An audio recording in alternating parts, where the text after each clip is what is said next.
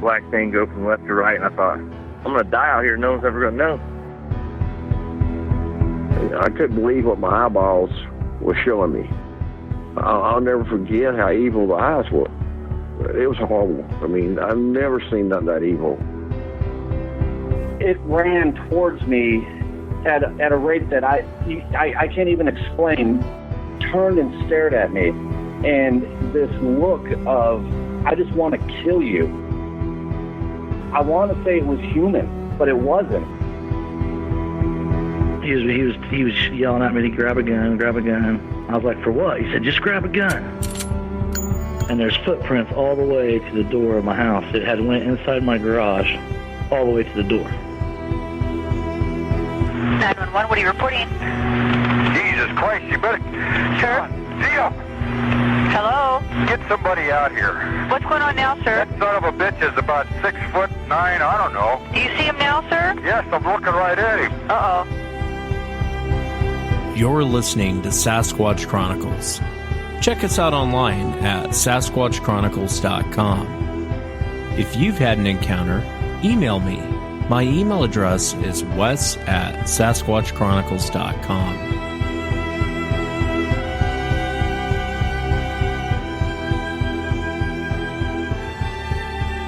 Welcome to the show, everyone. Thanks for being here tonight. Got a great show planned for you tonight. Kind of had to move some things around this week because of scheduling conflicts with witnesses. But I went on the Vault of Nightmares, their YouTube channel, and I had a long discussion with those guys over 2 hours. Had a ton of fun. And I know the host of the show, he's asked me not to use his name, and I will respect that. He's decided to come on the show and share some of his encounters and how he got into the subject, and even a time where him and his cousin, I know his cousin had accidentally shot at one of these creatures. Very interesting stuff. I know that I could probably talk to this investigator witness for hours and hours and hours, and I apologize I didn't come up with a name for him. I just told him I wouldn't use his name. Great guy, really enjoy talking to him. Very knowledgeable guy, too.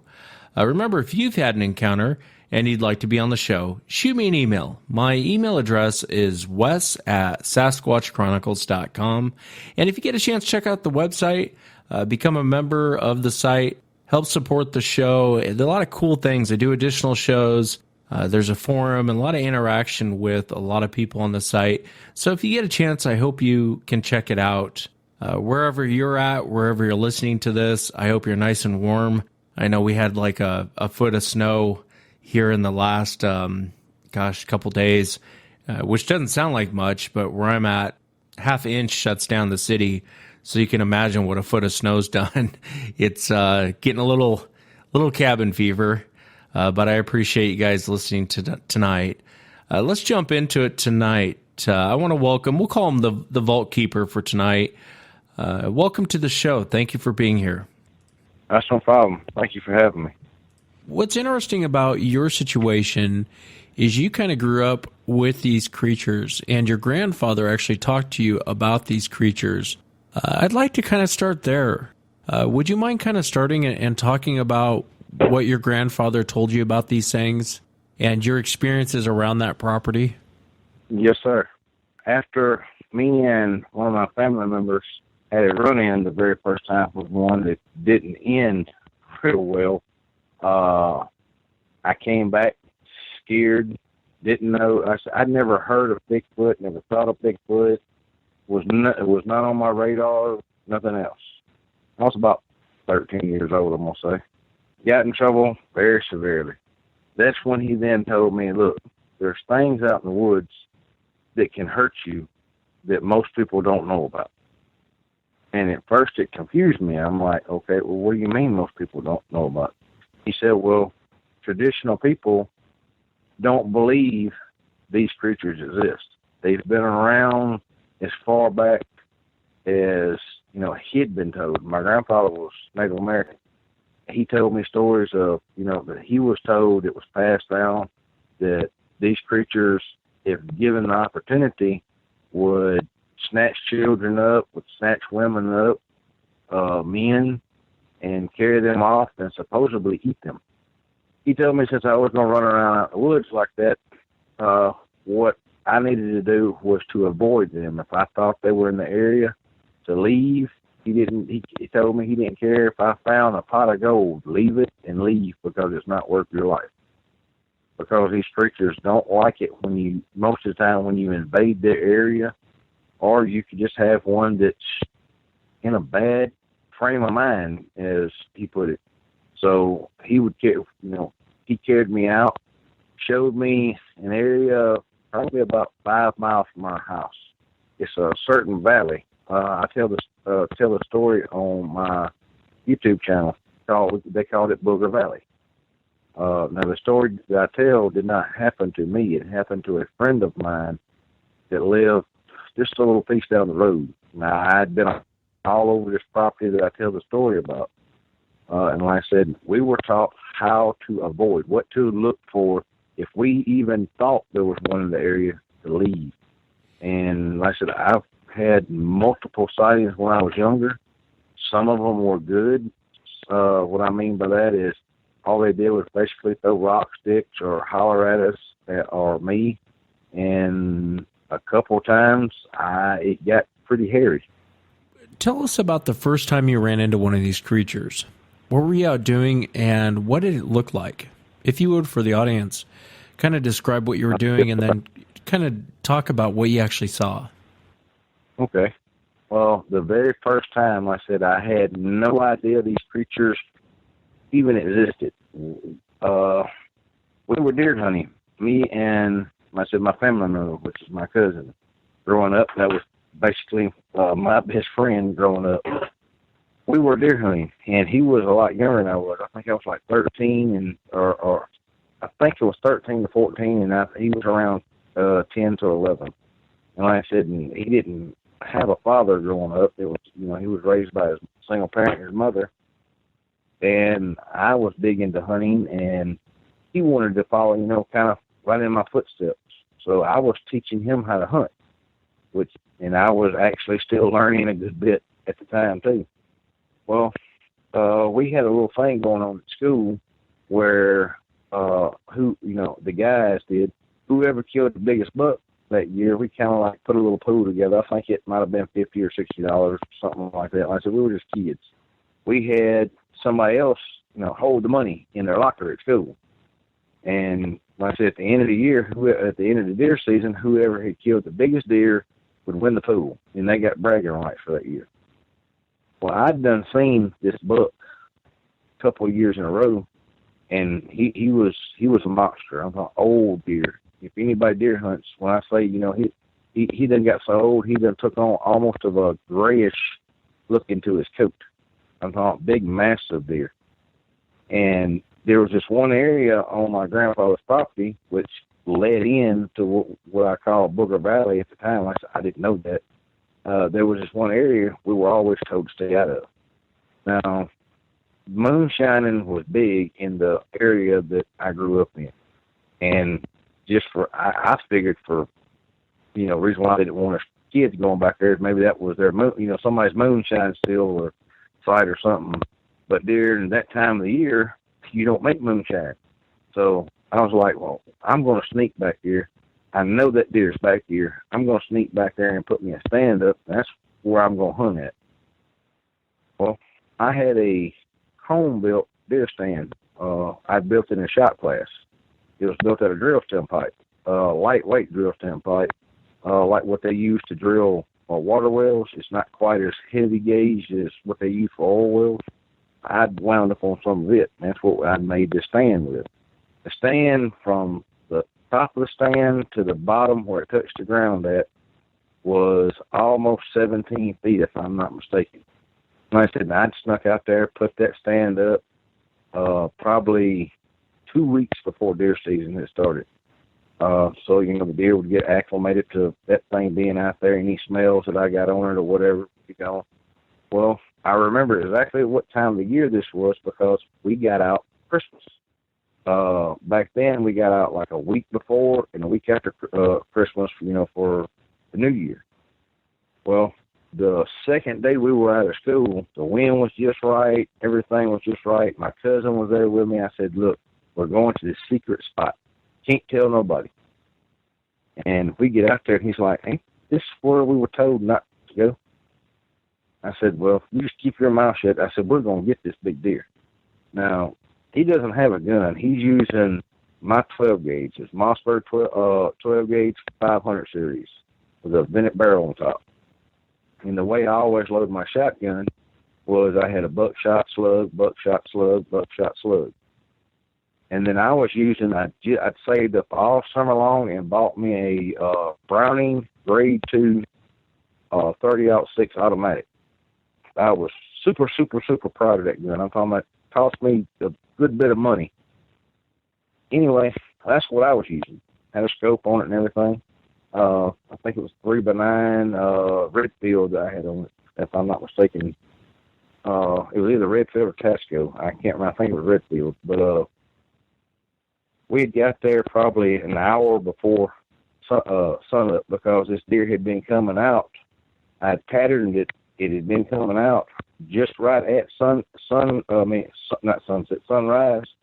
And between sunrise and 9 o'clock, it was coming out in this little thicket area through a bunch of pine trees.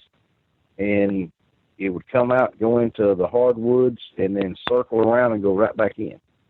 And this is the only clear area that I could find to get a shot at this deer. We get there way before, like I said, probably an hour before sunrise. We get in our stand, we're not making any noise, and everyone, he's kind of sitting below me, and I'm sitting up above him. It's not like a double side by side like you have now. He's actually sitting kind of like in between my legs in an area that I've built extra, and I can almost lean. I'm close enough I can lean down and talk in his ear. We're sitting there, and the wind changed directions a couple of times, and I always tried to hunt the way I was taught, was hunt with the wind in your face. That way, if you do have any smell that you can't get off, you're okay because the wind's not blowing to the deer, it's blowing away from the deer. And that's why I'd set the stand up, and that's why I was excited, because the wind was in the perfect direction. Well, it kept changing that morning, though. Every once in a while, a gust would come up and push our scent down through that area. But most of the time, it was blowing from the area we were wanting the deer to come out at to us. Well, right before it started getting light, we got this just crazy smell coming out. And me, like I said, I'm actually still learning. I'd always been told, old big bucks, especially during this time of year, which is the time when the rut comes in, they give off a musky odor anyway. I'm thinking, that's the deer. I leaned down, and matter of fact, I remember telling him, I believe he's, getting right there close to the edge. He could come out at any minute. So keep your eyes open and looking around. Now, the way the stand is set up, we're about 75 yards away from where the deer is going to come out. It should walk towards us and close the gap into about 40 yards, and then he'd turn and walk down this little draw into a hardwood bottom. And that way I could get a shot or he could get a shot. And usually there was another deer that followed in behind this deer. But it was during the rut, so I figured doe or something would come out and my cousin could get a shot at the doe, and I was going to try to take the big buck. Well, like I said, we kept smelling the smell. I'm talking about this went on to, that time of the morning where it's not quite daylight, but it's not dark either, where shadows and, you can see dark objects and stuff like that. Yeah. Well, that's about the time that the first time I seen something move. Now, like I said, we're 75 yards away, and I did not have binoculars. I just didn't have any at that time, and I was just using my rifle scope to check out stuff. Well, I kept seeing something move down there, and I told him, I said, I see something.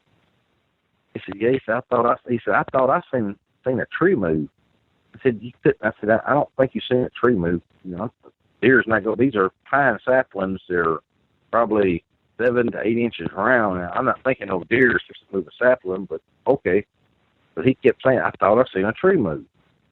Well, we're sitting there, and the smell just gets stronger.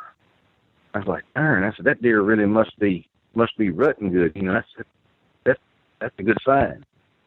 And we had deer sent out buck and doe urine out in the area right there too to mask our smell and hopefully bring him in.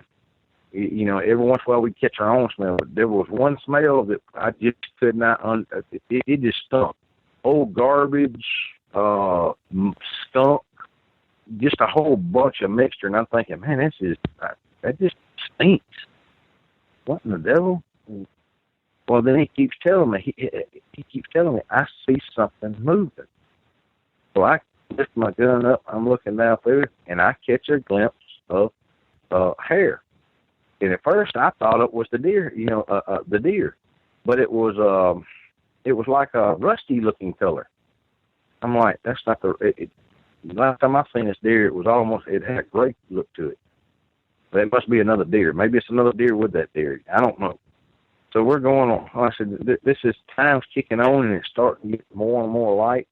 All of a sudden, I do see a tree move. And I'm thinking, what is he doing? Making a rub on a pine tree? Which I'd never seen a deer rub a pine tree, but most of the time they rub cedars, gums, little oaks. But, I'm new to hunting, so I'm like, okay, well, they do rub pine trees. Like I said, time it keeps going on. Like I said, and I seen another tree move. I'm like, how the hell is he making two trees move? So now I'm bringing my gun back up and I'm looking. And as I get to looking, I notice the hair and stuff I'm seeing is way too high up in the trees for it to be a dang deer. Because I know about where the limbs start out on the tree, and they come up. The first limbs come up to about my middle of my stomach at that time. Now that's pretty good. That's higher than a deer is going to be, than a deer should be. And I can see hair. It looks like then above that. So now I'm really looking, and all of a sudden, then I get the notice, and I'm like, that looks like an elbow. Wait a minute, this don't make good sense now. And then as I trace it, I'm looking for the elbow, and I'm like, okay, and I keep looking. And all of a sudden, I see a face. But the crazy thing was, it's not a face that you would expect to see. This is the craziest looking thing that I've ever seen. My first thought was somebody was playing a joke on us. Somebody's seen my deer standing out there. They're trying to scare us. They're trying to run us off. Because we're not supposed to be anyway. Somebody's messing with us. Well, by that time, this thing kind of steps half in, half out of that thicket there. Now, I can see it pretty good. I'm looking through a scope, and I've got it turned up as high as it'll go. And I'm not but 75 yards away. My first actual thought, when I was little, I used to be big into wrestling. I thought Andre the Giant was in a Chewbacca outfit. Because you remember that movie Return of the Jedi? It had just come out in the theater. And we had went to see it just a couple of. That's why the first thing I thought of was Chewbacca, except for the face looked like some kind of. The way I can describe it is, this one did have kind of a conical shaped head. It's not like a cone head. It does go up in. It's not. It goes up in kind of a triangulish form, I'd say. But the forehead is, way. It's sloped back and looks like it's bigger than it should be. There's a eye ridge bone that sticks out that you can see. The easiest way I can describe that was used to be a show Star Trek, and there was this thing called a Klingon on there, and that's what it reminded me of. Sort of the forehead and the eye ridge was. You know what I'm talking about? The Klingon thing. Yeah, kind of like Neanderthals had that broad. Yeah, that's the easiest way. Like I said, not quite like that, but in that like that. And his eyes looked like they were sunk back further in his head than what I thought what it looked like it normally should be, like a gorilla or something like that, but it didn't look like a gorilla. And he had these freaking big, huge black eyes. The eyes were, man, just freaky because they're just black. I'm talking about, think of soulless, dark black. And I don't remember seeing no pupil. I don't think it had one. All I remember is just seeing black eyes. And then its face, you come down to its nose. Now, its nose is kind of squished flat, but it's got nostril holes like ours. And it's wide. And then it's got this big, wide mouth. And every once in a while, it's got lips like we do. And it looks like it keeps, like, At first I thought it was grinning, smiling, but it's lifting its top lip up, like it's showing its teeth, just, teeth. It's not making a smile, but it's lifting its top lip keeps moving. And he keeps putting his head back, sniffing the air. And he, to me, honestly, he acted like he was getting more agitated as it went along. And that's when I noticed the wind had changed directions, and now our scent is going that way. And I honestly believe this thing caught a whiff of us. But we were in full camouflage, and it couldn't see us because we're not moving. Well, the way my cousin's got his holding his gun, he's right-handed. So he's got the butt of the gun in his right hand, with holding it with the forearm in his left hand. Well, I tell him, I said, look, point your gun in that direction in case this thing takes off at us, because I don't think that's a man. I don't know what that is. Because at first, this went on for probably 3 or 4 minutes. It wasn't just for a few seconds or whatever. This thing is standing there. And the longer it's standing there, the more scared I'm getting, the more scared he's getting. And what it's doing is trying to figure out where we are. Because at this time, we still hadn't moved really, and we're not making any noise. Well, as he goes to swap the gun around from his right hand to his left hand so he could get, put the barrel of the gun on that creature or animal, whatever you want to call it. Because like I said, I ain't sure what at this time this is. The barrel of the gun hits that metal stand, and it goes ting. As soon as it does that, this thing looks straight up that hill. I'm talking about dead in our direction. That thing keyed in on that sound so dead gone fast and so accurate. I just couldn't believe it. So I'm looking through a scope now, and I tell him, "Be careful." I said, "Go." I said, and this thing just throws its head back and starts like he's sucking like that. And I don't know, and it's kind of like waving its arm that I can see, just waving, and it's not like back and forth, but it's kind of like in front of it, and it's kind of like hitting the tree. The whole dang tree is shaking. Now, I did not realize that my cousin had took the shotgun off safety during this time. He swapped it around. And when this thing starts doing this, he just gets scared, and all of a sudden, he just throws his head back and does what I call the siren scream. And when he done that, my cousin freaked out, tensed up, and when he did, his finger was in the trigger well, and he pulled the damn trigger. And the gun went off. Now, we're 75 yards away, and the first round he had in the shotgun was buckshot. So I don't think he actually hit the creature, but it made him madder than hell because he covered that ground. As soon as he pulled that trigger, he covered 75 yards in such a length of time, I couldn't react to do anything. It ran by us, and the whole time it's running by us now, it's doing this, and it swats. And as it comes by us, it hits right below my cousin's feet. Hits that metal deer stand, and I swear they broke like toothpicks. If anybody's ever used a ladder stand, if you break the legs out, the top's coming to the ground. We come to the ground, we hit the ground, we both landed, it kind of knocked the air out of us. We rolled and went the opposite direction. We left everything of the direction it was and ran till we got back to the house. We get back to the house, he's going bonkers. There's a monster, and we called my grandfather Papa. He's screaming to the top of his lungs, "Papa, there's a monster out there, it's after us. And he turns and he looks, and he sees how we're looking, and I'm talking about we're cut up with briars and everything else. We didn't take the normal path back home. We just went the direction home was, through whatever we could go through to get away from this thing. Well, anyway, he looks at me and says, "What have y'all been up to?" I said, "Papa," there's something down there in those woods. It's big, hairy, and mad as hell. First time I ever remember cussing in front of my grandfather. He said, "Where were y'all at?" And I just looked and I said, over in the bottom, close to the hardwood thicket and the creek." He got so freaking mad. I've never seen my grandfather get so mad. I got the worst whipping I'd ever got that day. Now, not only have I got the snot scared out of me, and I got tore up by briars and everything, now I just got a whipping. At the time, I did not know why. Now, we left guns, everything out there. At the time, I didn't want to go back in the woods because I didn't know what this was and what had happened.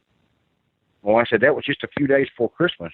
Well, Christmas came, went, and then the next week was, I think it was like the middle of the week. I don't remember exactly what day it was. He comes to me that morning after I finished my chores. He says, he always said, boy. I don't care how I've been called boy so many times by him. He said, boy, he said, we need to go down there and get that stuff y'all left. I said, sir? He said, we need to go down there. You said y'all left a stand and stuff like that down there? I said, yes, sir. He said, well, come on. He said, we need to go down there and get it. I said, yes, sir. So let me go get I had a 30-30 in the house. So let me go get my other gun. And, I'll be right there. He said, no. He said, you don't need that. I said, nah, I'm adamant. Papa, this thing is probably still down there.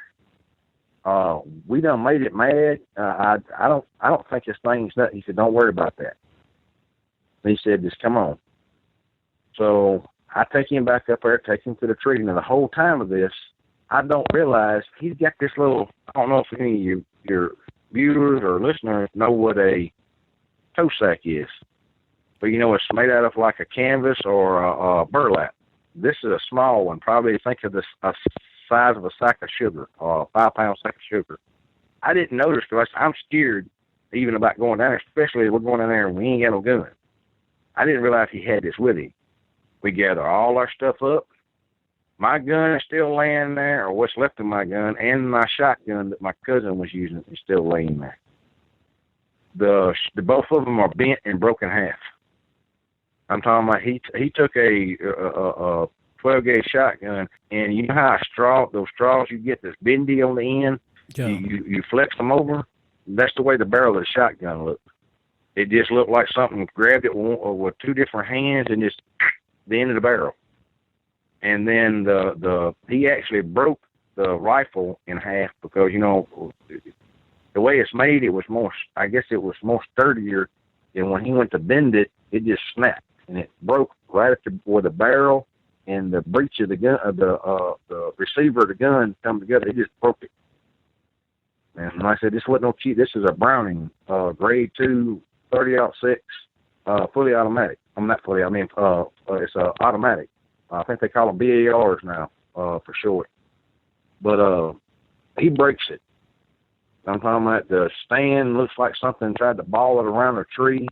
That we had to. It took me and my grandpa both to kind of pull back and get it loose from the tree, and we get all that stuff.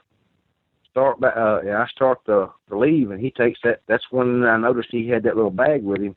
He set it at the bottom of that tree where that deer stand was, where we had set that deer stand up. Turned around and looked at me and told me, "Don't ever." I don't mean to cuss nothing, but this is his very words. Do not ever bring your damn ass back in here again. What did he leave behind? I don't know what was in the bag. I didn't even know that he had it until he set it down because, like I said, I'm scared the whole time. I'm thinking that this thing is going to be down there when we get down there. And I didn't realize he had this bag with him until he set it up under that tree. And he turned around because he was still bent over, pointing at me, and then said what I just said. And when we got back to the house, I threw we had a scrap pile. I threw everything, just threw everything in because there wasn't no saving nothing. I threw everything in the scrap pile, gun parts, everything in the scrap pile.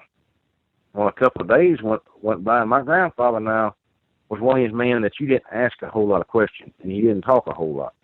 If he told you something, that's what he meant, and he was short-worded. Well, he was out putting up the horses one evening, and I asked him, I said, Papa, I said, what was that thing? And that's when we kind of sit there in the barn, and he explained to me what he thought we had run into and what he thought these were. He called them the hairy bastards, is exactly what he called them. He said they had been roaming around this area before even he was a child. People had went missing that had went in certain areas. People that put up steels and moonshine steels back in that area. They'd go in there and put a steel up, put their corn mash in and start mashing in. They go back to run their liquor, and sometimes those people were never seen again. or they get there and their mash barrel, I'm talking about, think of a 55-gallon drum barrel, the mash is not spilt on the ground, but the barrel is gone. You're talking about a couple of 100 pounds. You know, water weighs 8 pounds a gallon. You're talking about a 55-gallon drum almost full to the top with water and soaked up corn and the other ingredients that I'm not going to name in this. So I'm talking about it's more than just water.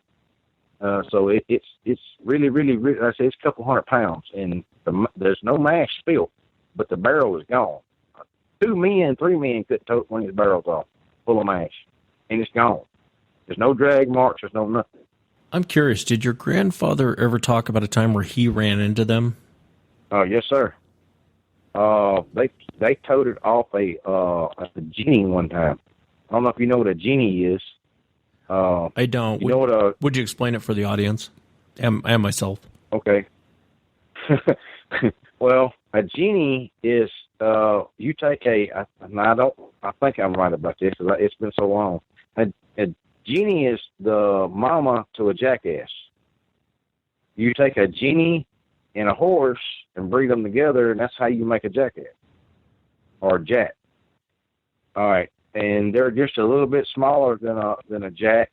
I don't like cussing on your show like that, but they're just a little bit smaller, but they're pretty ornery. But something had. My grandfather said he went out there and he had a chore that he done every day himself. He made sure all his horses, goats, everything like that, they were brought back up to the house and they had corrals. He put them in corrals. They were never left out. I don't care what was going on, how stormy it was, whatever. They were never left out to roam the pastures. He brought all that in every night. He said the reason why that was because when he was younger, he had a little genie that was his. He had bought himself, and he would ride it and all that kind of stuff. That's when he was a kid. That was his entertainment and his pet. Well, he went out to the field one morning to catch his genie, and he was going to get on it, and he was going to go down to meet some of his friends at the creek, and they were going to go fishing and swimming and all kind of stuff like that. Well, when he went out there, he heard the genie just going bananas in the back field, and he's like, it must be coyotes or wild dogs or something, because a genie will fight. If a coyote gets in there or a wild dog or something, they will fight that thing. That's why most people keep them in their pastures and stuff around their livestock, because they will kill a coyote quick. And he thought that must be what it is. There's a couple of coyotes or something like that. Then he takes off running. As he tops over this little hill, he said, like I said, he calls them big hairy bastards. He said this big hairy bastard was standing there and had picked his genie up, and it looked like her neck was turned facing the wrong, all the way around twice, facing the wrong way, and he picked it straight up off the ground like it was a doll, threw it over his shoulder, and started walking away back towards the wood line. I said, "What'd you do?" He said, "I just stood there." He said, "I was crying, I was mad." He said, "This thing picked up my genie." He said, "You got to understand, this genie probably weighed 800 to 900 pounds. This was a full-size big genie. I'm talking about, because it's been well fed." He said it had to weigh at least that much. And it picked it up like it was a doll and just threw it over his shoulder and walked away. That was his first encounter and stuff of them. And then I guess after that, he didn't like them. He absolutely hated them. Now, he said several years after that, there was a man that went down in there that a paper company owns the timber where we call Booger Valley. A paper company owns that.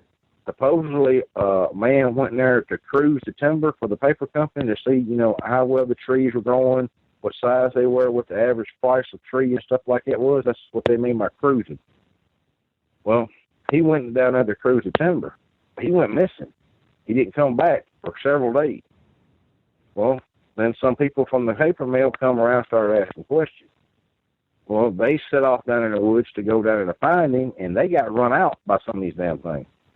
Well, then they got a big uproar going, and several of the locals, kept telling them they were already mad because these things were grabbing their livestock and stuff like that. And the sheriff at the time, he kind of, I guess you'd call it, made a posse up like the old days, and they were going to go down there and, deal with this. It didn't work out that well for them. I think another man got killed, and several others wound up in the hospital. And what they wound up doing was setting a fire, making a fire ring around that place, and they burnt everything. They just set the whole damn place on fire just to try to run them out and get rid of them. Is the story that he told me. But I do believe another man wound up getting killed.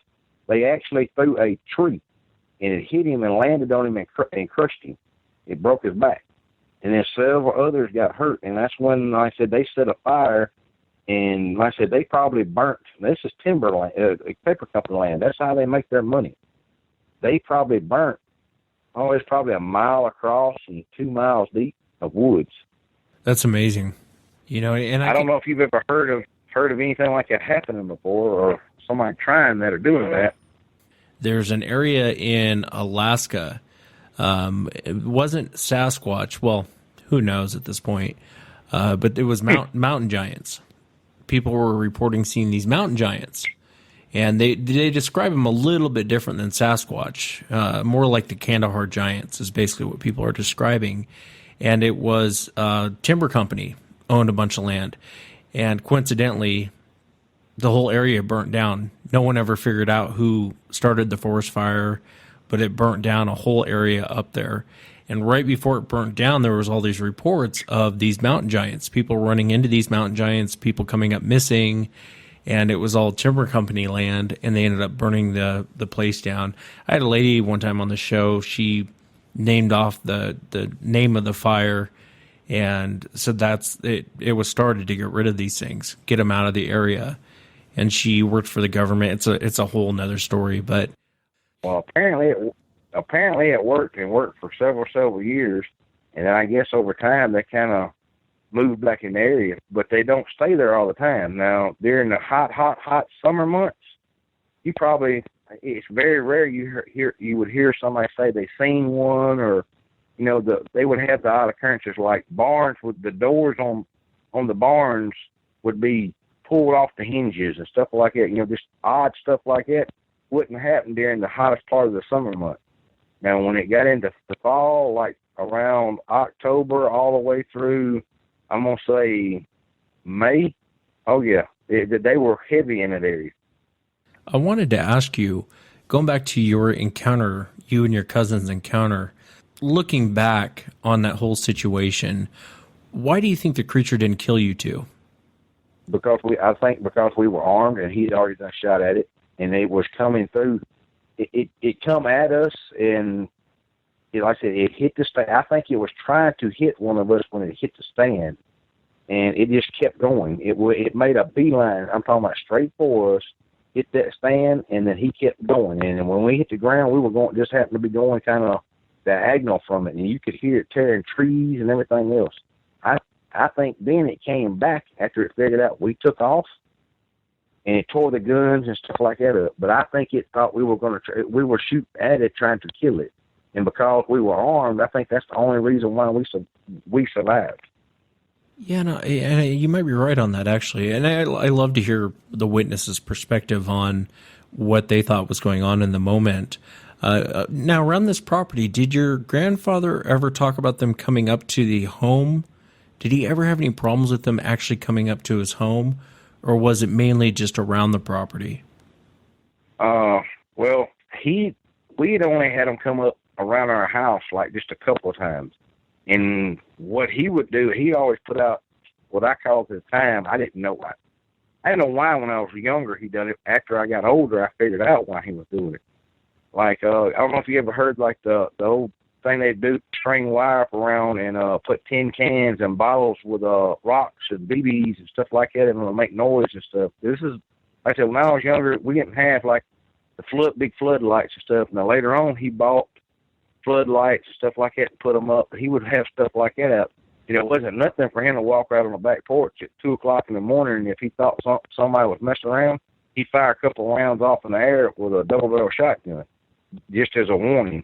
And I think they figured out, hey, if we mess around up here, this man right here is going to try to hurt us. And like I said, he always put his animals up by the house. he run electric fences, and his idea of an electric fence was not like what most people use.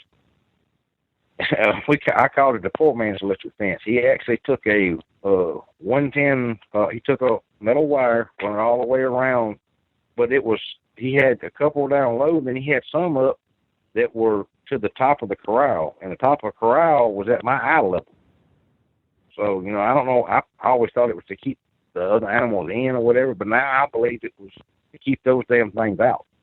And the way he set it up was he put a light bulb and plugged it in to 110 power. It wasn't to like a electric converter box. He did this himself. So when you touched it, you're getting 110 volts, and it's a light bulb in between it so it don't blow.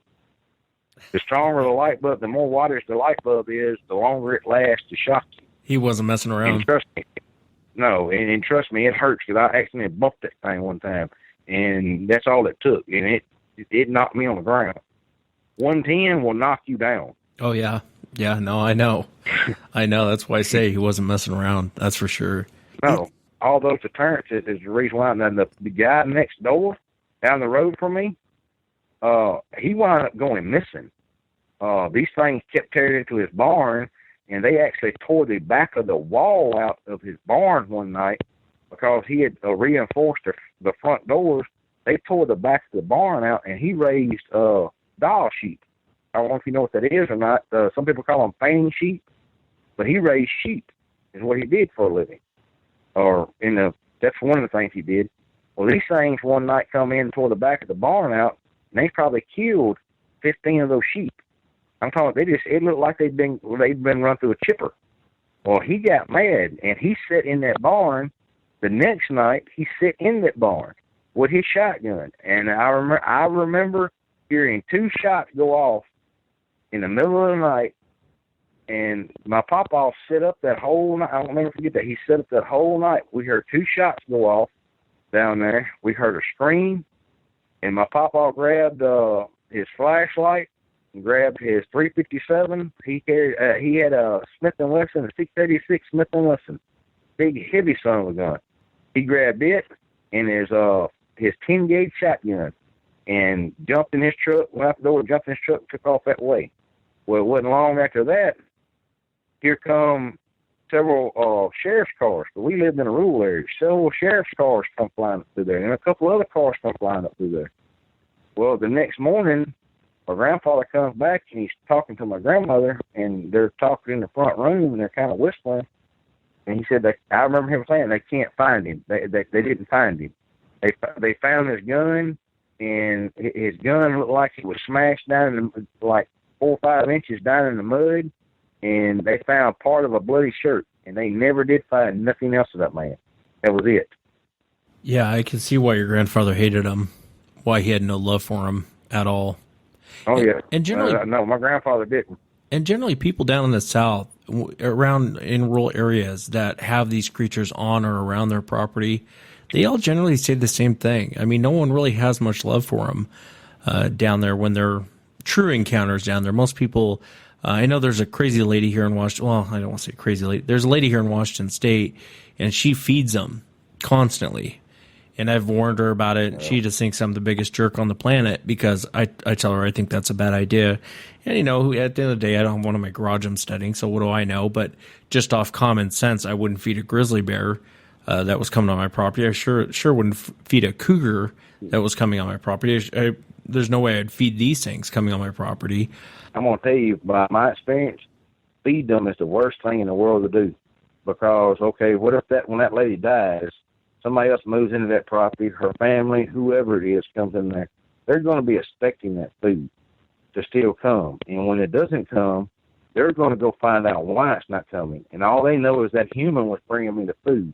So they associate that human with the food, one way or the other. I've done seen that go bad a couple times.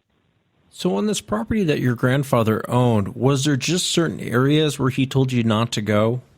Yes, sir. It was right around the edge. Our property butted up, like I said, with the backside of that timber company. And like I said, it was a big valley that went down through there. And like I said, it was just where they had cut around the outside edge of that valley a long time ago, and it was like cut over pine that had been replaced out there. It was probably about 12 foot tall. And that's the other thing. Once we got to seeing that thing move, the whole time we thought it was shaking, grabbing the tree and shaking it, it was because its head was almost as high as those trees. And like I said, I know those trees at the time were almost about 12 foot tall. And its head was almost at the top of those freaking trees. So that's why I said I knew after I got to paying attention and stuff, it wasn't no man. But the first thing that popped in my head was why is Andre the Giant out here in a damn Chewbacca outfit? And I got to thinking, that's way too big. I don't know anybody around here that big.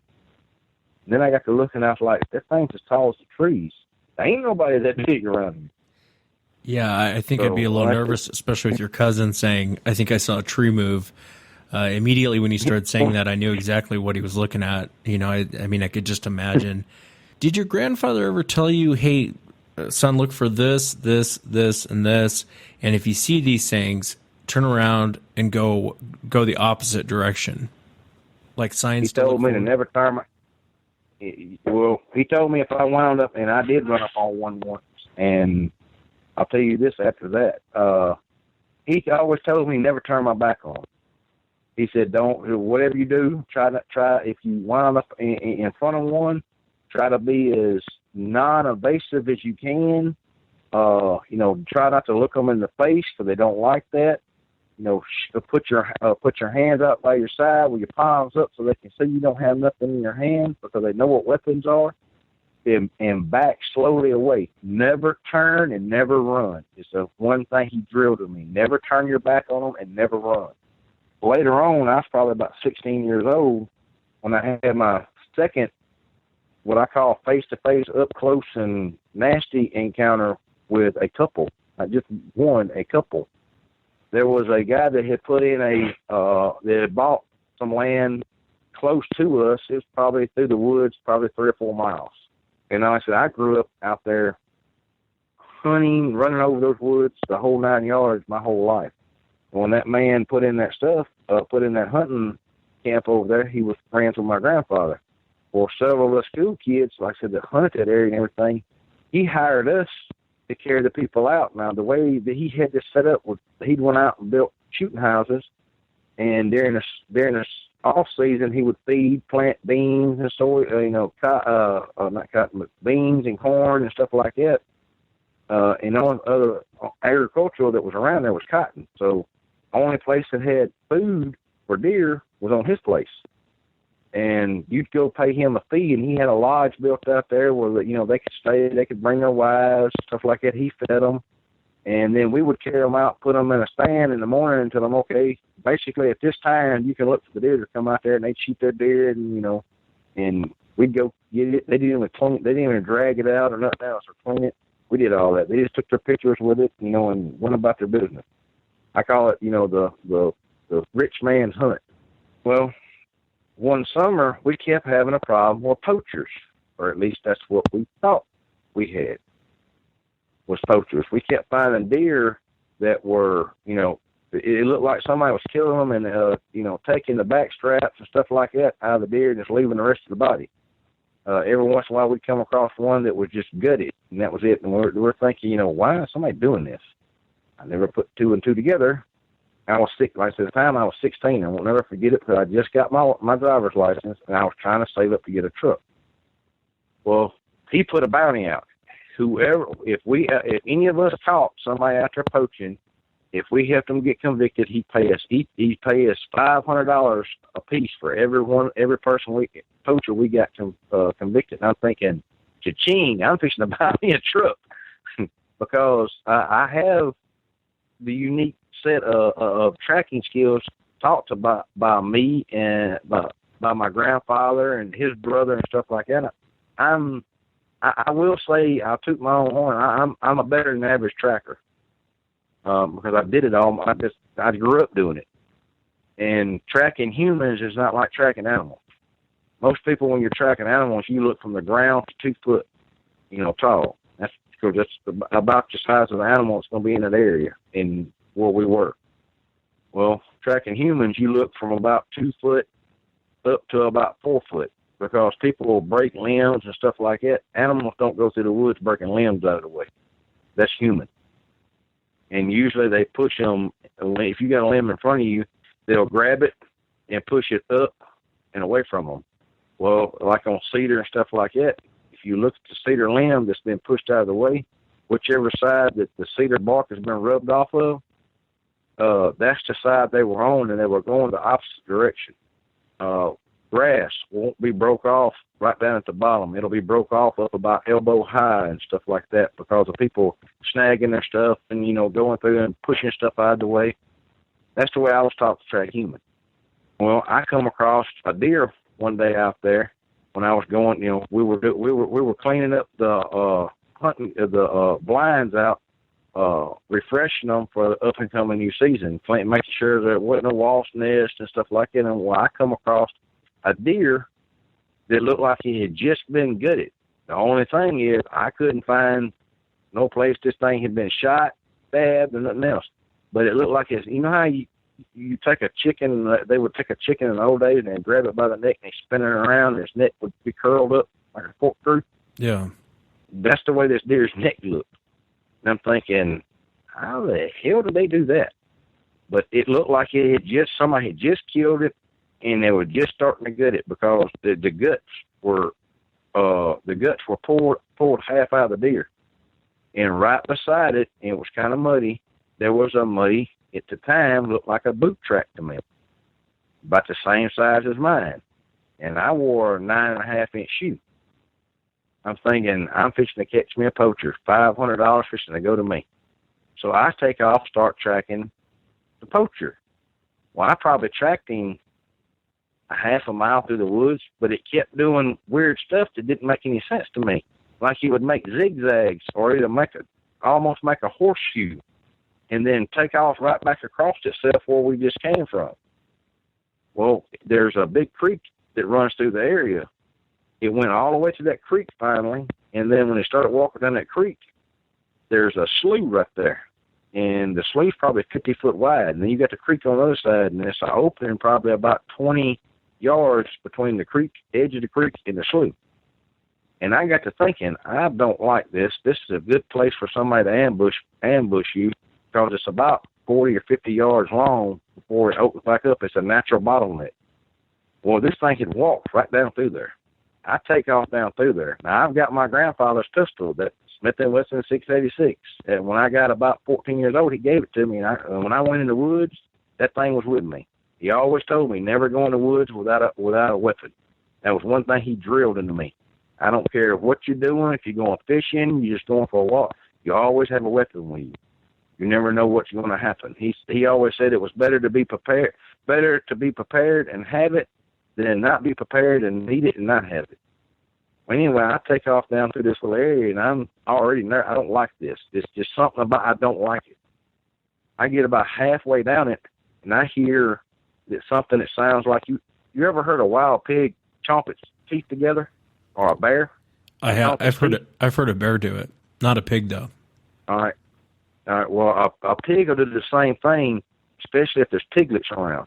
Especially in the sense when they usually have it during this time. I'm out there in the late part of the early part of the summer, and I'm thinking, oh my Lord, I've done got in here with a with a sow and some piglets.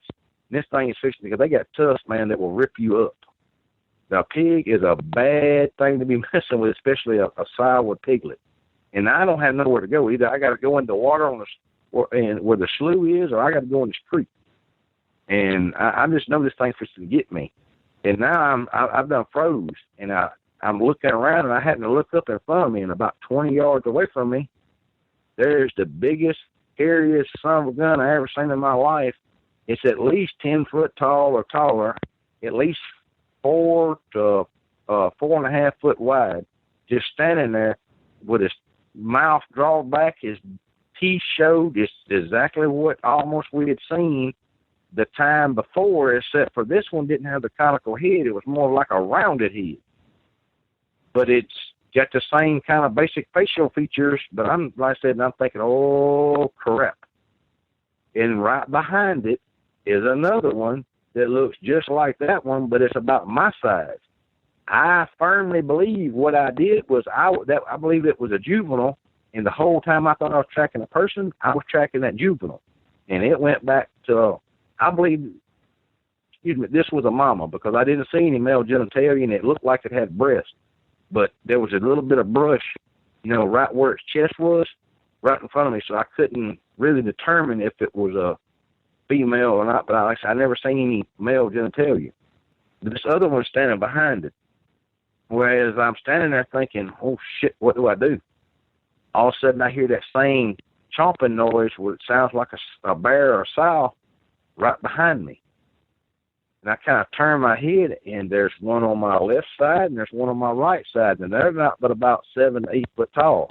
But they ain't looking too damn friendly either. And the only thing I knew was I'm sitting there thinking, what do I do? What do I do? And I was like, don't stare it in the eyes. And I just remember what my grandpa told me. So I'm standing there. I put my hands out by my side, away from, not down by my waist, because I've got a pistol on me. And I believe that I believe if I stuck that pistol right in one of them's eye and pulled the trigger, it would have done up a pistol off. That's how big these things were. A 357 with a 6-inch barrel would have done nothing but like shooting a bear with a BB gun, is what I firmly believe.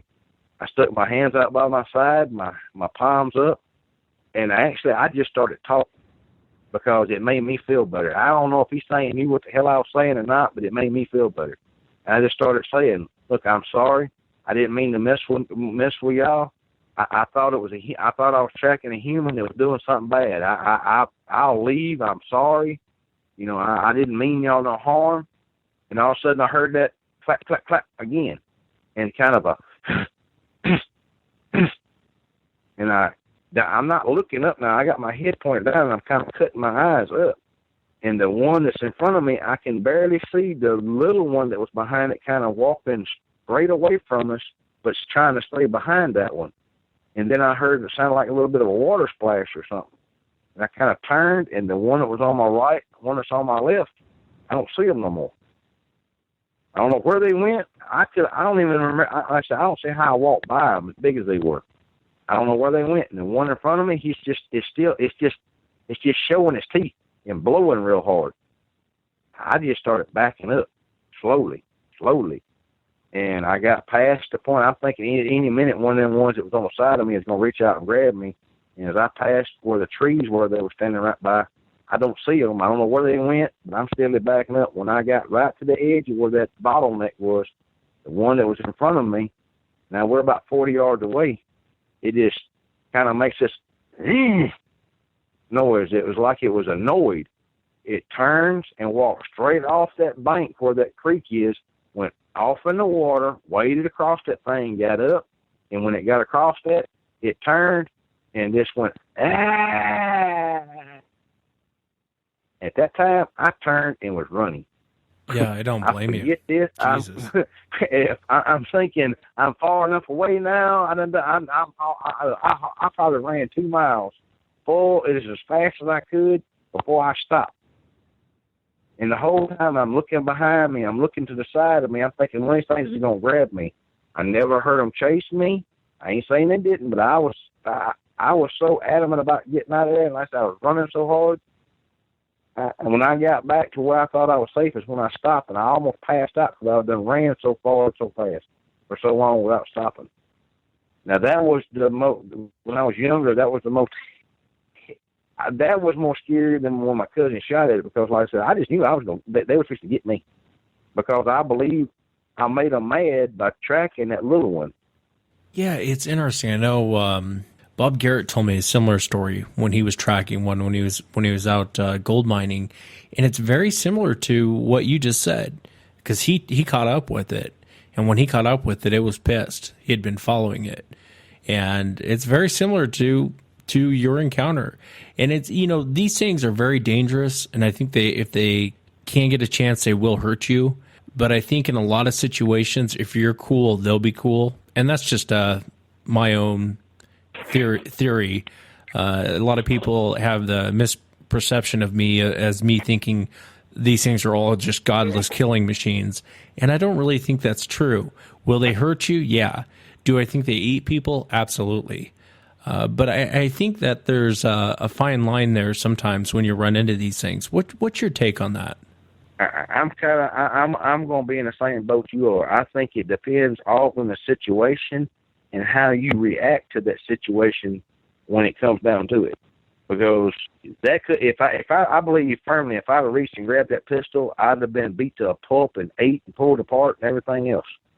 I believe that would have been the worst thing I could have done. I talked to my grandfather was still alive during that time. He died shortly. Within that same year, he died. But I come back and I told him about it because I didn't want to go back to work out there, but he made me. He told me I needed to, step up, be a man, and face my fears. Don't let this determine how you're going to live the rest of your life, and don't let it determine what kind of man you're going to be. You need to do that on your own. But you need, you need to face this. So like I said, I was scared. I'm talking about, this is the second time that I run into these things. And both times they didn't act too dang friendly. But I believe if I'd have done anything other than what I've done, I would not be sitting here right now. I believe that's the reason why, as I said, thanks. You hear about people running into them and they just look at each other, and the Bigfoot kind of walks back behind a tree, or usually they're going to keep something in between you and them. I think when usually it goes bad is when there's nothing between you and him, and it feels like it has no other choice but to defend itself or take you out most of the time. Now, you run up on some that are just bad disposition to start with, and I don't care what you do, it's not going to end very well. Especially like I did some stuff down in the Big Thicket area in Texas. Them things are meaner than a damn hornet's nest. And my take on the reason why they're mean like that and they act like that no matter who they come in contact with is I believe because they've been messed with so many times and shot at so many times and just basically molested so much. As soon as they run into humans, I call it the Hulk syndrome. They got to smash it. Yeah. Well, you brought up a good point. And Bob, when I was down in East Texas in the Big Thicket area, Bob had mentioned it to me a couple times. I wanted to go into certain areas, and he was like, no, we don't go into those areas. And I said, because these things are so aggressive, or, why can't we go into these areas? And he said the cartel actually uses these different areas and part of the Lone Star Trail down there. They actually utilize it. And I think you're right. I think maybe the cartels have been popping off shots at these things. Well, yes, sir. Like I said, that's my firm belief from talking to people down there. That's the other thing. It's so hard to talk to people about this because even some of them that for a fact they've had an encounter, but they just won't admit it because I think they don't want to be the one that's labeled as crazy for saying, okay, yes, I've seen this happen. It's just hard to get people to talk about it. And then when you go up in the hills of like around the Appalachia trails, down in Louisiana, down in Alabama, Mississippi, even parts of Tennessee, these people are not that friendly about the. You can be having a friendly conversation and just mention, hey, well, have you ever had any encounters with Bigfoot or whatever? And the whole thing changes like you just slapped their mama or something. Let me ask you, what do you think that these things are? My opinion, I think they're some kind of ape. I think they belong in the ape side. A lot of people, I've had this debate with a couple of different people. Some people say, well, they're too much like human. I say, yeah.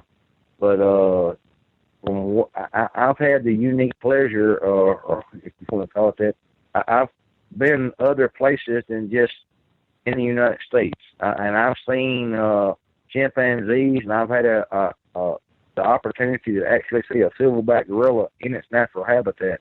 Them things don't like people either. I don't know. I said, them things will charge you. They'll rip trees out of the ground and beat up against your chest and slap on the ground. They act just like a Bigfoot. I think they're some kind of ape.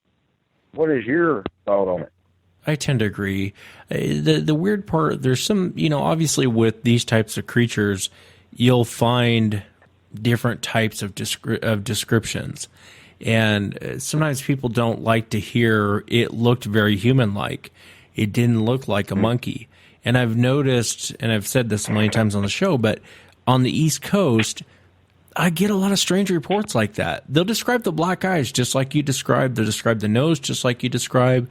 They'll describe everything that you just described. But what they'll say is the face reminded them of a Native American with the high cheekbones, and it looked very human-like.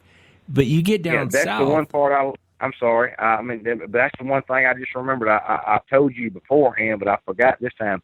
The cheekbones on that thing. That's the way the cheekbones reminded me of, like a Native American cheekbone. It was just, it's odd. It's not exactly like it, but that's the closest thing I can think of. It you could tell it had defining cheekbones. Yeah, that's the other description I left out. But I remember I told you beforehand. But like I said, it's just odd. And I'm like you. Some of them, the ones down in Florida, don't look like the first ones I've seen. They got longer hair. And I don't know if that's because of the pest or whatever, but it looks like hair with Spanish moss in it.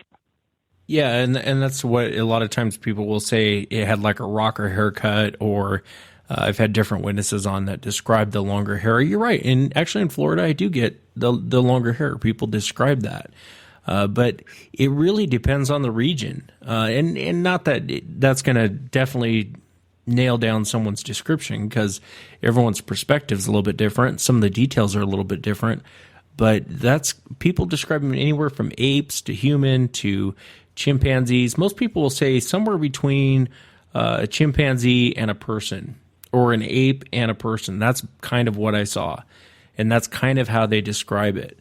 And maybe it's because of the human nose and just kind of the structure of the head. One thing that you mentioned in both of your encounters I find interesting is when I was down in Texas, and I apologize to you for going back, recounting this, but there was two. No, sir. I'm having a good time. Thank you.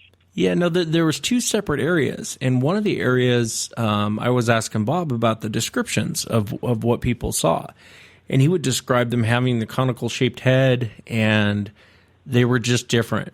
They just looked different.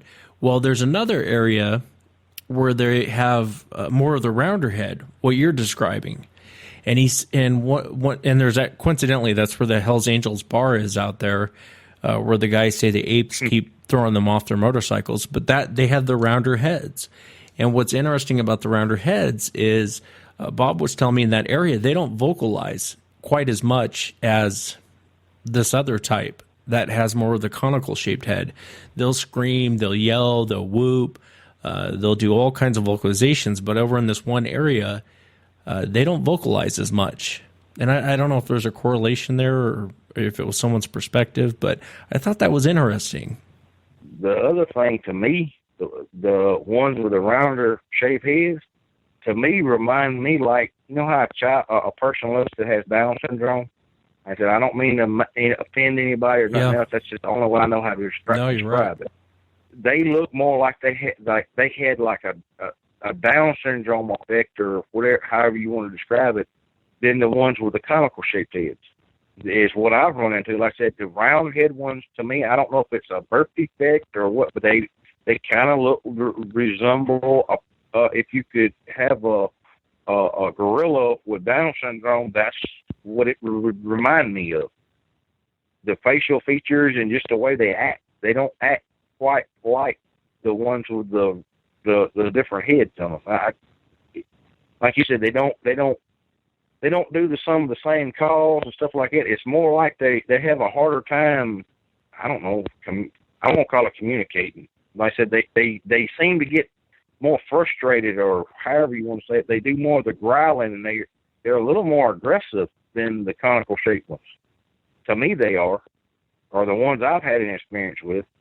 It's interesting you say that, because Bob told me that what you just said. Bob told me word for word, probably like 2 years ago. He said that to me.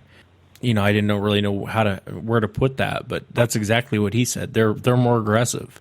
They can be very much more territorial. And coincidentally, I love the Hells Angel biker bar out there that they have, where these guys keep getting thrown off their bikes and keep getting knocked off their bikes and having rocks thrown at them, and all kinds of stuff. And those guys down there, it looks like a bunch of skinheads when you go in there, but all the guys will say, yeah, there's just some apes out here that they don't know what they are, but they have constant problems with them.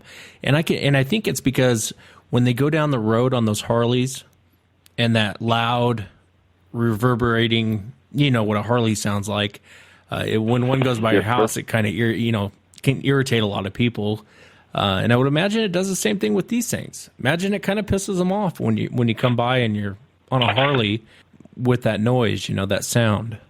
Yeah, and usually the Hell's Angels, they straight pipe everything. And it's funny, I've heard a couple of stories by some Hell's Angels and stuff that I know personally, and they told me, I was talking to somebody else about, this mutual subject, and they're like, there's a bar, they got a Hell's Angels bar in Arizona.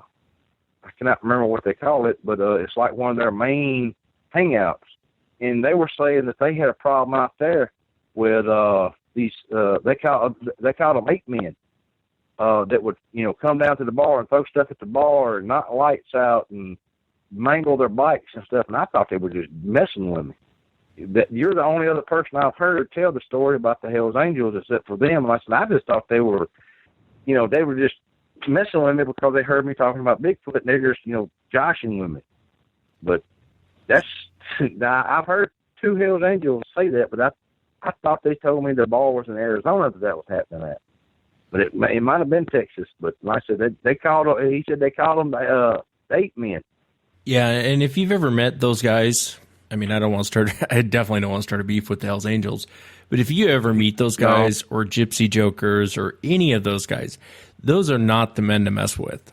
I mean, those are the men you do not want to mess with on this planet. And there's not much on this planet that scares those guys.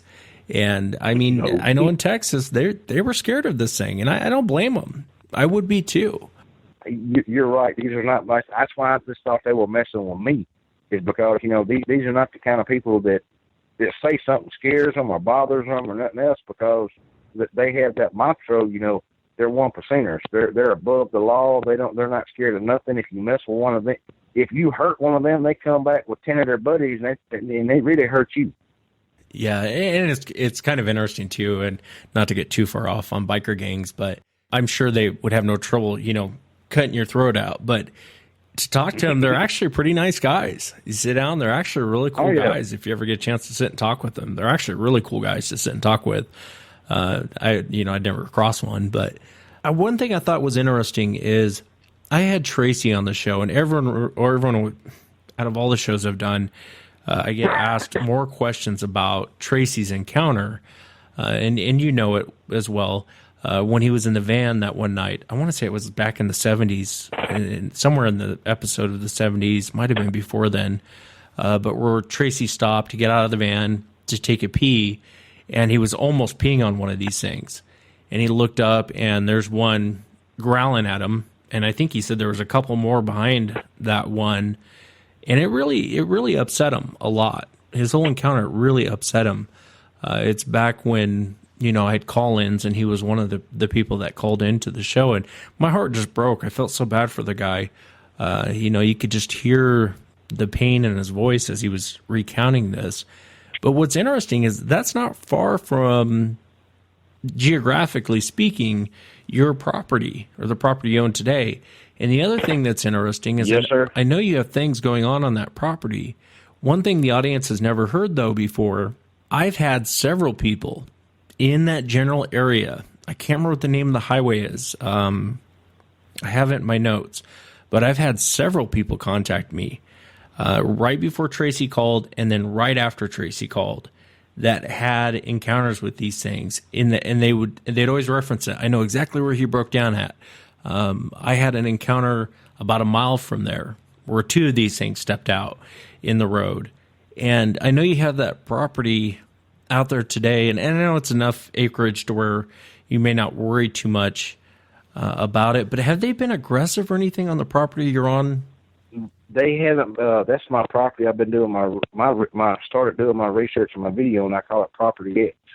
And like I haven't. I'm glad you didn't tell us about the road, because I haven't released where that is. Because as soon as you do, the people come out of the woodwork trying to flood in, and like I said, now I own the property, so it's private property. And if you describe it, be as generic as possible, if you would. Just so I will. you don't have everyone and their kid brother going out there. They haven't been aggressive to me yet. Well, I'm going to take that back. I had an instance, the picture I showed. Did you see the picture I sent you? I don't think where, I did. Was that via they email? had, I texted to you. Oh, okay. You'll see where I get tied an orange ribbon around. What I was doing is I was marking a line into where I wanted, so I could go back and forth and find it. Again, all I had to do was see that orange ribbon and know I need to go this way.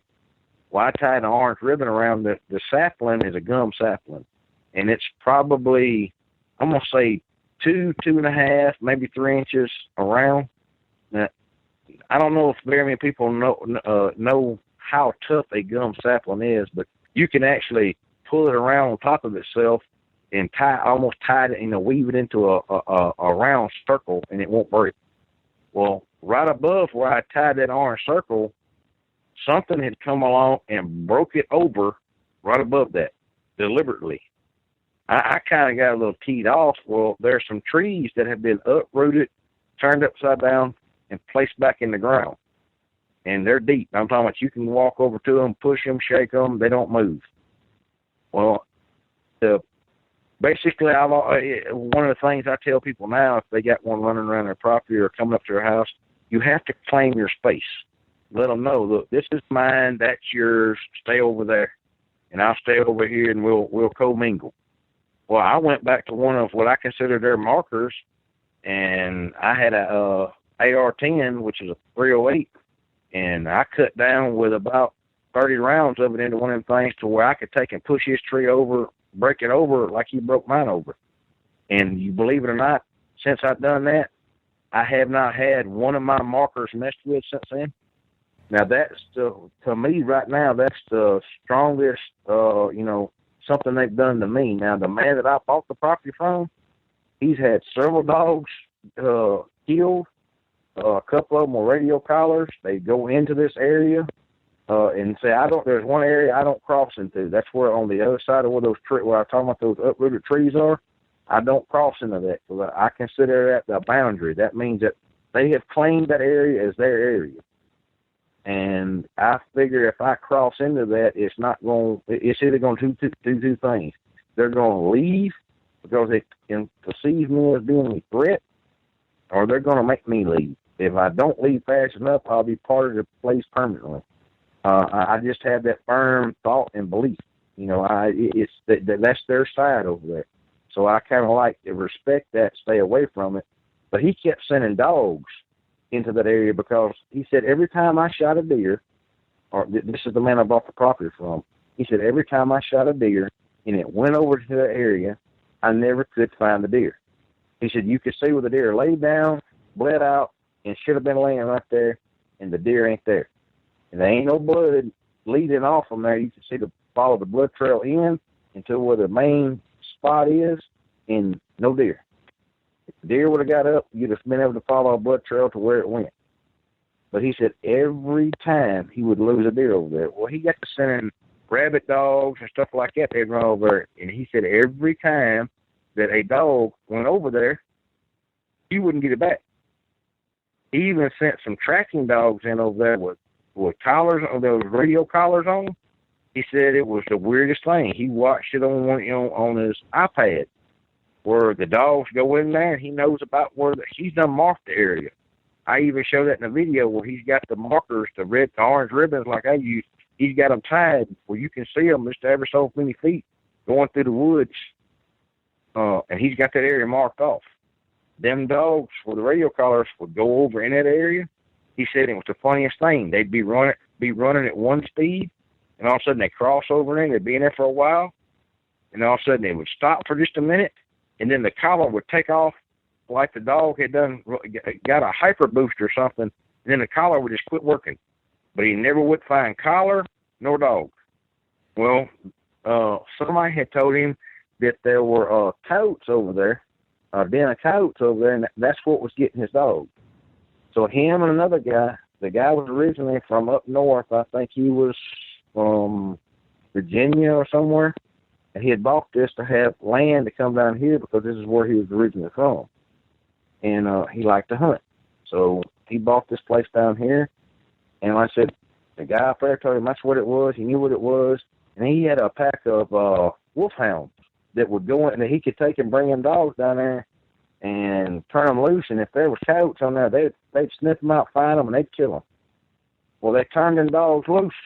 He said they brought them down here. There was 4 of them. They turned them dogs loose in there, and dogs went through there. And he said it sounded like they kind of howl like hounds. He said they went to howl and everything. That guy said, yep, they done found the den. He said that went on for just a little while. Then you heard a couple of yips, a huge roar, and then they didn't hear the dogs no more. And they didn't find the dogs. Now, there's no place out there to stay. This is in the middle of nowhere. They had to drive several miles back over. He stayed in a little town that was, I think it's 25 miles to that town. That was the closest place that had a place where they could stay at.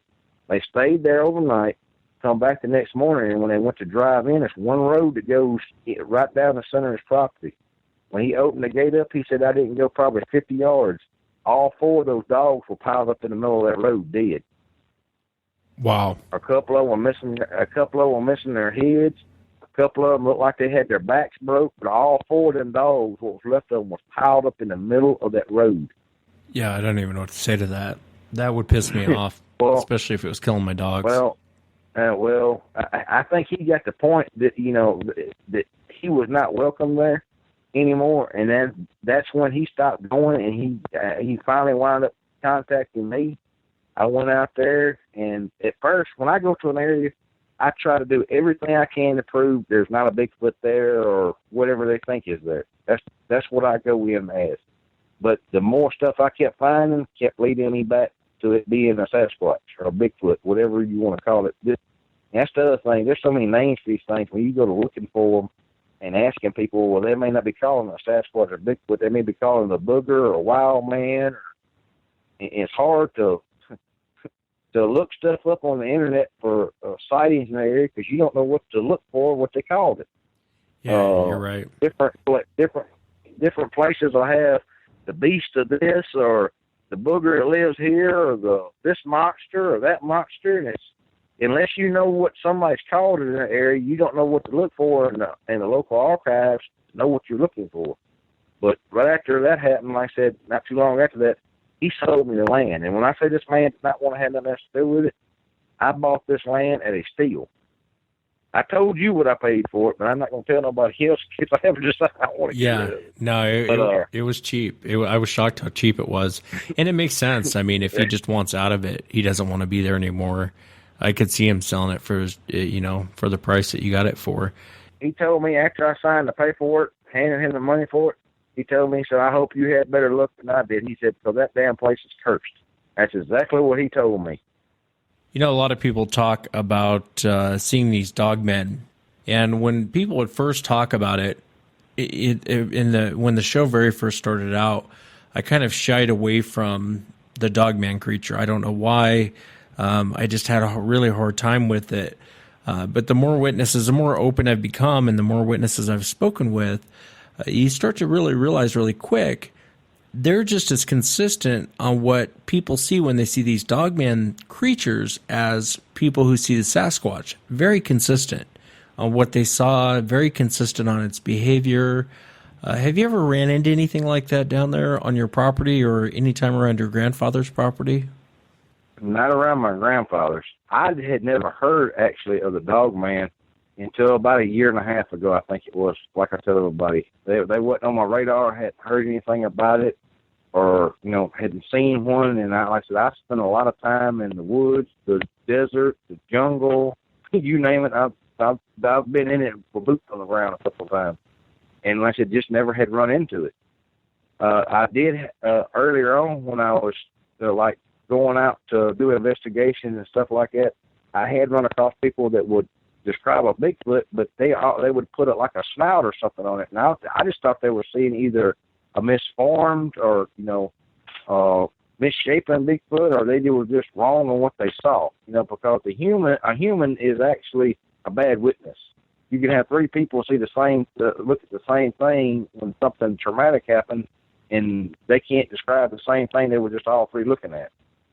And I just thought, I just marked it up to a bad witness. They were confused on what they saw. And then I had my first run-in, like I said, about a year and a half ago for one of these things. And I realized then I still didn't know enough because there's actually more than one type of these things. The first one I run into, Wes, looked like you took a German Shepherd and a Rottweiler and mixed them together, and this thing was as big as a freaking a cow, a full-size cow, big giant ears on top of his head with these little tufts of hair coming out like a lynx or something.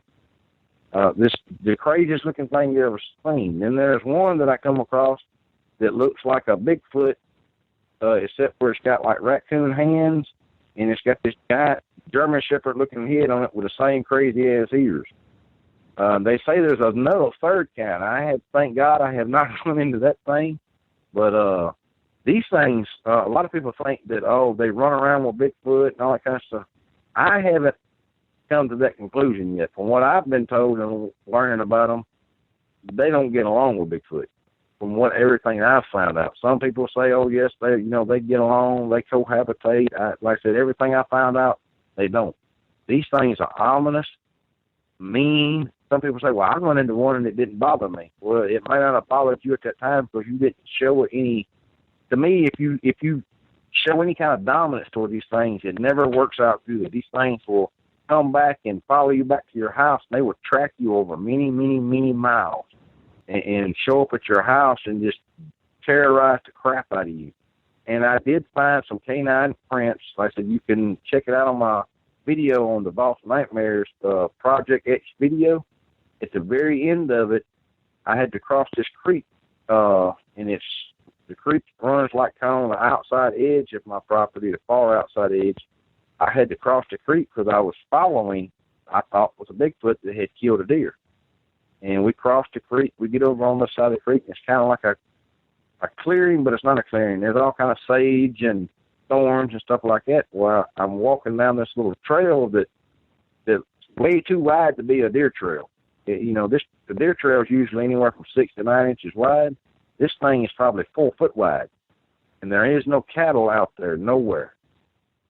And I found 2 canine-looking tracks, is how I'm going to describe it, but they're 7 inches across. That's a big canine foot.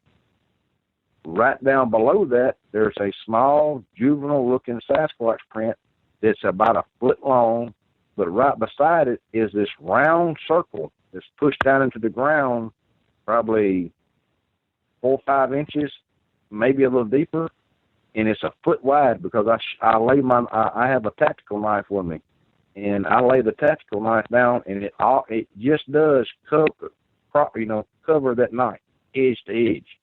The only thing I can think of is it was a juvenile there, something come up on it, it was trying to hide, and it went down like on its knees or on all fours and took off. Well, I start following the direction it goes. I go just a little piece down there, I find more blood, and then something growls at me. When something growls at me in the woods, I tend to back off because that's the first sign of an animal telling you that you're too close. You're doing something I don't like, get away from me.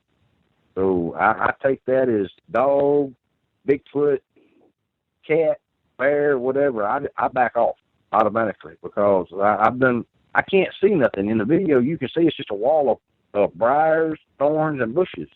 So I can't see what's growling at me. So it's growling, so I know it's not being nice. So I back off. But yeah, I've run across some canine tracks out there that I can't place that belongs to anything that I know of. It don't even look like the dogman tracks that I've come across. And I'm hoping it's not the third kind of dogman that people keep talking about. Let me ask you about the track. Did the heel go back to like a V? And that's the thing. I couldn't find the back part of the track. Oh, the front part of it was about 7 inches across. What I did see was probably 6 or 7 inches, backwards. But the one that looks like the big old cow looking thing, the giant dog looks like the side of a cow. Now its footprint comes back. It makes a dog paw print in the front, And the way I described it is think of a woman with a high heel shoe. You know, it's got a pad in the front, and then it comes back to a point. It leaves that pad in the front, and then it's a gap, and then it's a point. That's kind of the way those tracks look on those things. And that's the easiest way. Like I said, it comes back to a V. But like I said, the center part, to me, it don't look like, I can't find where it touches the ground. But on these tracks, like I said, all I can see is the front, and I just barely caught them. But I didn't find but 2 tracks. I found a left and a right. And it was just 2. So that thing had to have been standing up on 2 feet. But I can't tell where it went or where it walked, because it just happened to step in a place where it made 2 impressions that I could see, and then I can't see where it went.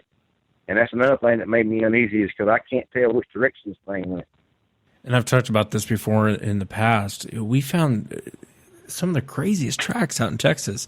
There was a track that we found, and the only way I'd describe it to you is it looked like it had 5 human toes, and it was really, really wide. The front of the foot was really almost twice as wide as my foot, and I got a big, fat, flat foot, big, wide foot, and this thing was at least twice my foot. But it had 5 toes. The weirdest part about this whole thing is the heel. The whole foot structure almost looked like a V. Like if you took your 2 hands and made a V, that's exactly how this track was. And it reminded me of a canine track, but what threw me off was it had 5 toes like a person. I call them giant duck tracks.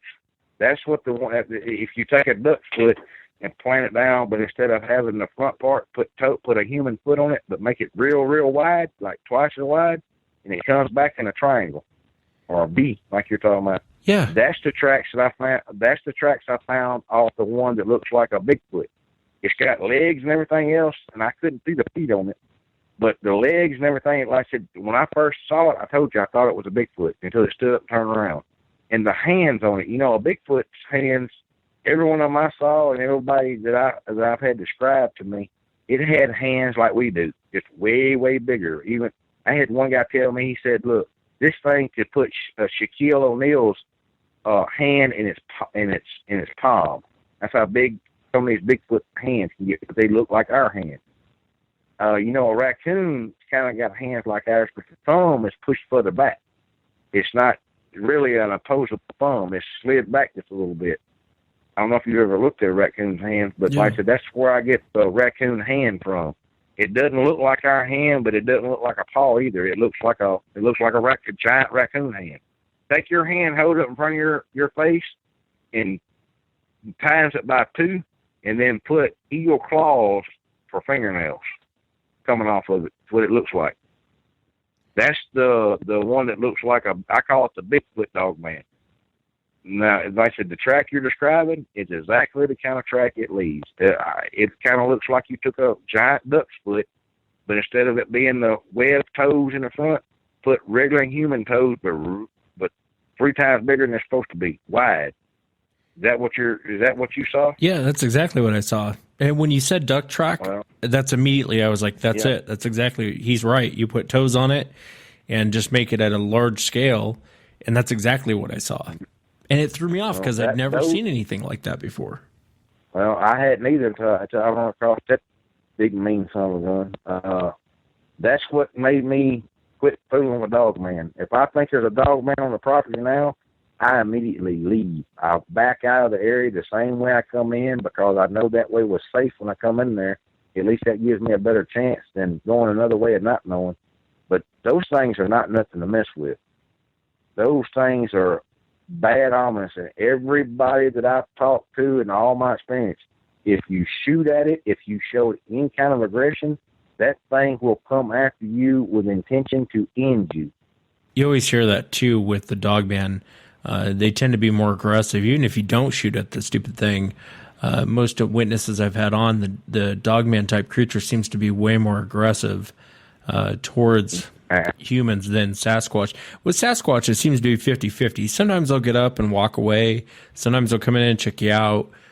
Generally speaking, you're not going to have major problems with Sasquatch unless you come across one that's in a foul mood that day and you cross paths and you make a bad mistake.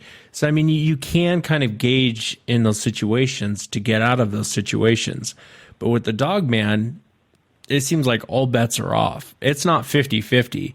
If you come, Nope. like the encounter you were talking about where you attract the juvenile, if you had tracked in a dog man like that and there was 5 of them in there, they probably would have killed you. It probably wouldn't have really mattered what you would have done. And again, I'm speculating, but from everything I've heard, I'm with you. I believe they would have ripped me from one end to the other, and you wouldn't have found a toenail of me left to identify.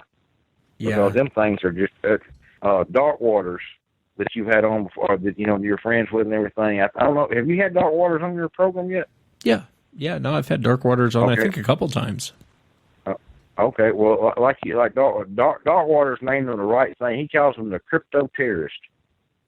That's right. He and does. I second that motion.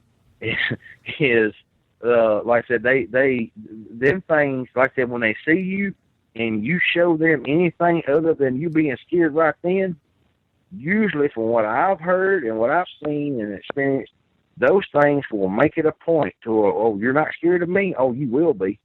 It's exactly the way I get off of it. I've said this in the past, and a lot of witnesses I have on, they'll describe it as evil. It was just evil. There was something wrong with, and I don't really know what the dog man is. I think it's somewhat of a DNA construct. I mean, there's a lot of different theories, but an upright walking canine just doesn't seem natural to me.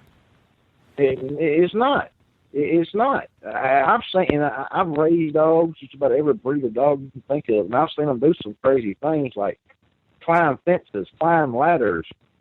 We even had a pit bull one time that we had took off some guys that come to find out they would fight in her, but she could take and run up the side of a tree for about 6 or 7 feet, jump out and grab a limb and just hang on to it. That to me, that's amazing. But these things walk around on their back feet, and it looks odd as I don't know what. If you ever see one, you're gonna be like, I know I'm not seeing what I'm seeing. Seeing a Bigfoot's bad enough, but seeing one of these things really blows your mind. I think Bigfoot, at most of the times, unless you run across one that's just in a bad disposition, most of the time they're curious. I get that a lot when they come up to people's windows. Usually there's either a radio playing, some kind of animal had been playing in that window, or the window was wide open and they could see everything that was going on in there, or TV's playing at night. It draws their attention. Because most people don't realize they have nothing but the wilderness to go out and look at. We're their entertainment. Dog man is a different thing. If that thing's coming up to your house, I guarantee you it's not coming up there to watch the Jetsons or nothing else. That thing is coming up there to either you have done something to make it mad, or it's hungry, and it ain't looking for the cat bowl. I couldn't agree more. Well, I appreciate you coming on. And again, for anonymity reasons, we'll call you the Vault Keeper, but I sure appreciate you coming on. I want to tell the audience, if you get a chance, go to YouTube and look up the Vault of Nightmares and subscribe to the Vault Keeper. He does some live shows, and he was kind enough to invite me on his show. But again, for the audience, if you get a chance, go to YouTube, look up the Vault of Nightmares, and subscribe, and check out the channel. It's a great channel. Thank you again for coming on. I thank you again, Wes. And like I said, I do want to come back, and like I said, we're going to have fun. I think everybody, if they'll look in, check it out, they'll like it. Like I said, if we do a little of everything, you'll find everything from stories that I've been told over, my short life, and the story of Booger Valley is on there in 3 parts. Like I said, I started the research where I'm going out doing my own filming and everything, trying to gather evidence. We do roundtable live discussions where people can come in into the chat room and type a question. And I have a lady that works for me. Her name is Lakea, most nicest woman you ever want to meet. You make her mad. Like most women. Yes, sir. She has a few unique qualities about her, though, that most women don't have. She's an actual witch. Oh, wow. She takes most of my paranormal stuff. We talk about everything from paranormal The only thing we don't talk about is politics, because that's a good way to make people mad. Yeah. But I appreciate you, and like I said, everybody come over. I'm pretty sure somebody will find something they like, and man, I just appreciate it. Like I said, I will be back if you'll have me back. Oh, I'll definitely have you back. And for the audience, again, if you go to YouTube, type in The Vault of Nightmares, you can check out the channel. Thank you again for coming on. Yes, sir. And y'all have a good night. You too. And that's it for tonight, everyone. Remember, if you've had an encounter, shoot me an email. My email address is wes@sasquatchchronicles.com. And if you get a chance, check out the website, sasquatchchronicles.com. Until next time, everyone, have a great night.